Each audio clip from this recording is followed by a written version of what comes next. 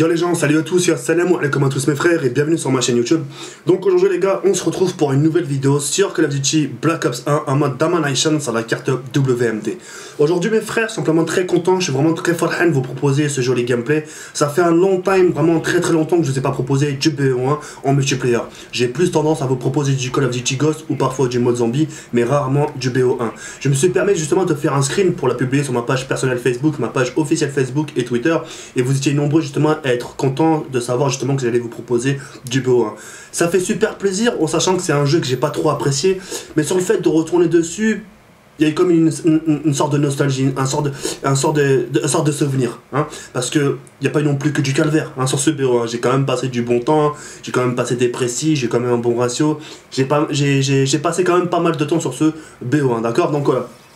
Donc en ce qui concerne la partie, c'est une partie qui s'est très bien passée pour ma part. Donc pas de titre de nucléaire, pas de moi, pas de nucléaire, enfin pas de KM, etc.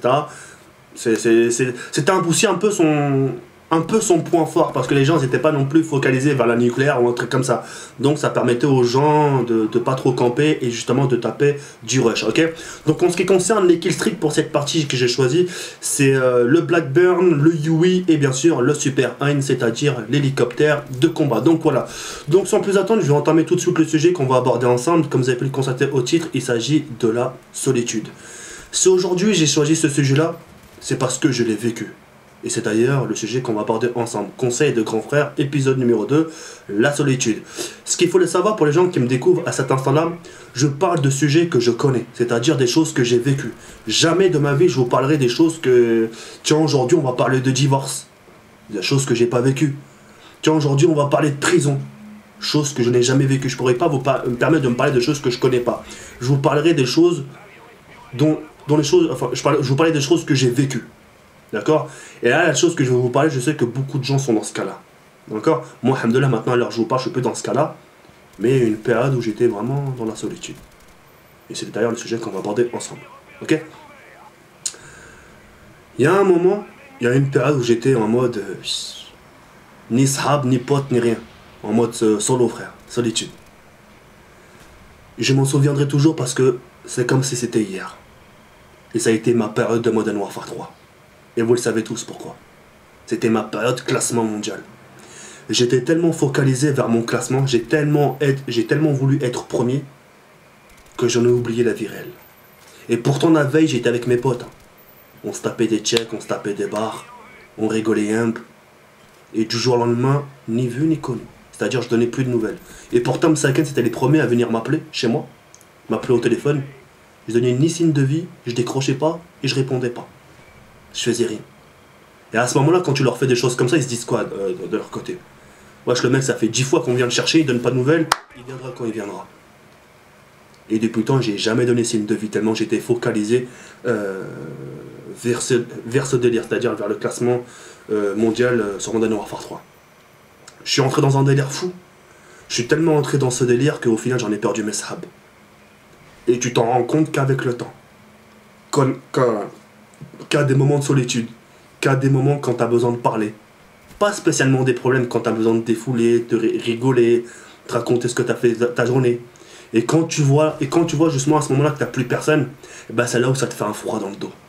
Tu te dis putain, il y a un mois j'étais avec eux et maintenant je suis tout seul en mode clochard. Mais j'ai su rendre la chose positive. J'ai pas aussi déprimé que ça. Enfin, j'ai pas autant déprimé que ça. Parce que dans ma vie, je me suis toujours démerdé seul. Parce que moi aussi, j'ai eu ma période échec scolaire. Et c'est ce qui fait un peu mon niveau de la langue française et de mon écriture et de l'orthographe ou la grammaire, je sais pas quoi, française. Excusez-moi. C'est ce qui fait mon niveau aujourd'hui. Parce que j'ai pas assuré à l'école. Et j'avais des amis justement qui m'encourageaient pour faire le clown en classe. Mais quand j'avais besoin de conseils pour un apprentissage ou un conseil pour essayer de m'en sortir à l'école, là, j'avais plus personne. Et c'était les premiers à me dire, oh, on n'a pas le temps, on a des examens bientôt, c'est les contrôles, etc., etc. On n'a pas le temps de t'accorder les Jawed. Oh mais les gars, wesh, vous m'avez dit il y a 3 semaines, ouais, t'as un bon, etc., tu fais rire. Ouais, mais nous, on a un contrôle, quoi, nous, on veut avancer, etc. Si toi, tu veux rester dans ton délire, vas-y. Nous, on veut bien rigoler, etc., mais le travail, c'est le travail. Et à ce moment-là, t'as un de ces putains de froid dans le dos. Tu réalises pas parce que t'es encore jeune. T'as pas l'esprit encore de l'avenir, t'as pas la tête, voilà, t'as encore l'esprit jeune. T'as pas encore cet état d'esprit, t'as pas cet état d'esprit d'argent, etc. T'es plus là à chercher à t'amuser, à vouloir faire galerie, à vouloir faire rire la galerie, pour te montrer exister, pour montrer aux gens que t'es là. Enfin, t'existes, pour qu'ils se souviennent de toi. Mais au final, c'est les premiers qui t'oublieront. Parce qu'ils chercheront à avancer, justement, et te laisser justement dans ta propre merde.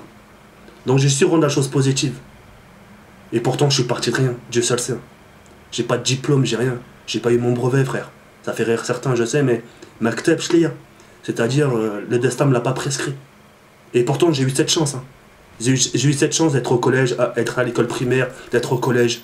Mais je l'ai pas saisi, sa mère. Je l'ai pas saisi parce que justement, je passais mon temps à faire rire les camarades. Ok? Donc, je me suis toujours démerdé seul. Il a fallu que je me cherche un patron. Parce que j'ai eu la conseillère d'orientation pour me dire, Jawed, l'école, ils vont te foutre à la porte. Quand on sortait d'orientation, il fallait trouver un taf, il fallait trouver une école. C'était galère tout ça. Et parfois, quand t'allais demander au patron, les réponses, elles étaient pas favorables. Tu vois ce que je veux dire? Elles étaient pas favorables. Ah non, monsieur, on est complet, désolé pour toi. Donc tu cherches jusqu'au final trouver. Et alhamdoulilah, j'ai su trouver, j'ai fait mon apprentissage, j'ai eu mon diplôme, j'ai travaillé 8 ans au champ quand même, donc ça m'a permis le temps d'économiser, de garder un peu d'argent, etc. Tu vois ce que je veux dire? J'ai fait quelque chose quand même dans ma vie, j'ai eu du travail, j'ai mes fiches de paye, comme ça, par la suite, Inch'Allah, j'aurai aussi une retraite, et voilà. Je me suis offert mon permis, je me suis inscrit au code tout seul, j'ai fait mon permis tout seul, j'ai eu ma première voiture tout seul. Donc je me suis bien démerdé tout seul dans ma vie. Et c'est pour ça que j'ai su rendre la chose positive, de me dire tiens, à l'époque de Modern Warfare 3, j'ai pas de sahab, c'est pas grave, je me suis toujours démerdé seul. Et comme on dit dans la vie, les amis, c'est pas ce qui manquerait. Tu regardes autour de toi, tu vas au collège, tu vas au lycée, tu vas dans ton lieu de travail, tu regardes autour de toi, les gens, c'est pas ce qui manque. Le plus dur, comme on dit, c'est comme une zouze, comme une fille. Le plus dur chez une fille, c'est quoi? C'est de trouver la bonne, la perle rare. Bah là, les amis, c'est pareil. Le plus dur, c'est de trouver la perle rare, un ami à qui tu peux te confier, à qui tu peux raconter tes problèmes. Quand tu raconteras des choses, bah, tu sais que tu ne te feras pas balancer, tu sais que les gens ne raconteront pas tes histoires. Tu vois ce que je veux dire?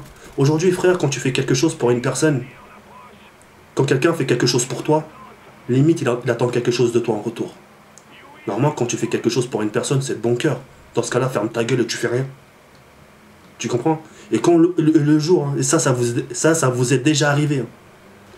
Quand un jour tu t'embrouilles avec une personne, mais pour de la merde, des fois pour une histoire de, je sais pas, un rendez-vous, vous devez partir, je sais pas, faire un foot, ou je sais pas, des fois pour une histoire de merde, vous vous embrouillez. Et ça sera les premières personnes qui viendront vous dire oh, mais tu te rappelles quand j'étais là pour toi, tu te rappelles quand j'ai fait ça pour toi, tu te rappelles quand je suis venu te chercher. Les gens ils sont reconnaissants eux-mêmes, ils te rappellent qu'ils ont fait des choses pour toi, à dire qu'ils attendent quelque chose en retour. Et t'as envie de leur dire à ce moment-là, ah ouais, t'as fait ça pour moi?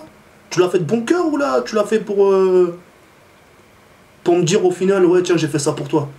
Ah dans ce cas-là, si j'aurais su frère, dans ce cas-là je t'aurais dit fais rien pour moi, si c'est pour dire des choses comme ça. Tout ça pour vous faire comprendre, les amis, c'est pas ce qui manque, sa mère.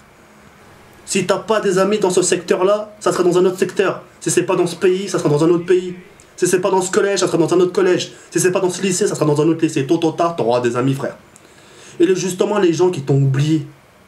Et à ce moment-là, quand t'auras des nouveaux amis, tu trinqueras à leur santé. Merci de m'avoir oublié, les mecs. Oh là, c'était yimp. Tu trinqueras à leur santé, frère. Aujourd'hui, t'as des gens qui peuvent t'oublier du jour au lendemain. Ça t'arrive pas, des fois, de passer des bonnes soirées entre potes, vous êtes au calme, avec votre chicha, un petit poste de musique. Ou regarde, même pour les mecs plus fêtards, une petite bouteille de vodka, une petite bouteille de Jack Daniel, un petit mélange, vodka Schweppes, vodka orange. Au calme, sa mère, personne vous casse les couilles et vous cassez les couilles à personne.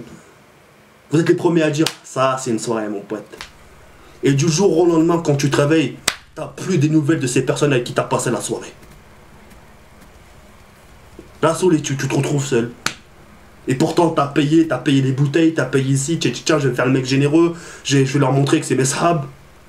Mais eux, au final, ils s'en battent les couilles de ta gueule. Et c'est à ce moment-là, faut pas déprimer. La vie continue. Regarde-moi, Rey. C'est un exemple pour que tu puisses comprendre le fond. J'ai perdu mon rep. Je criais limite au secours. Mais j'avance. Regarde, c'est tout frais, hein. Ça date de 3 semaines où j'ai perdu mon rap. 3 semaines, hein, j'ai l'impression que c'est hier. Mais j'avance, sa mère. C'est pas grave. Je sais que mon rap sera jamais remplacé, mais il faut que j'avance. Si j'avance pas, si je reste plongé dans mon passé, sa mère, j'ai jamais avancé. Tu comprends? Les amis, c'est pas ce qui manque. T'en as pas un là aujourd'hui, mais allez, plus tard. L'essentiel, sa mère. L'essentiel, c'est que tu sois en bonne santé. Et que t'aies ta famille. C'est eux, sa mère, le jour où tu seras en mauvaise posture. Le jour où tu vas crever la dalle. Et bah, c'est eux qui seront là pour toi. Le jour où tu pourras, je sais pas, à l'OLM, un de ces cas, tu vas te lancer dans un projet avec ta copine, ou je sais pas, tu peux pas payer un loyer, ou je sais pas, t'es sur un lit d'hôpital, ou il te manque une jambe, ou je sais pas, et t'arrives le pire des cas, les premières personnes qui seront là en train de caresser ta main, et bah c'est tes parents. Les amis, c'est une option. Tu vas les voir quand t'as le temps. Mais la priorité, c'est ta réussite, ta santé. Ça. La santé, c'est pas les amis qui te le donnent, attention. La santé, c'est le destin, c'est la vie qui te le donne. Aujourd'hui, t'es athlète et demain, tu peux être handicapé. J'avais très peu de temps pour vous parler. C'est très dommage. Mais en tout cas, tout ça pour vous faire comprendre que même s'il n'y a pas d'amis, mais allez, la vie continue. Faut que vous continuez, les mecs. Les amis dans ce monde, c'est pas ce qui manque. Comme on dit, vaut mieux être seul que mal accompagné. Et on n'est jamais mieux servi que par soi-même. Yarbi ankom, ça le force comme. À très bientôt, Inch'Allah. Salam, Choubaï, c'est mère.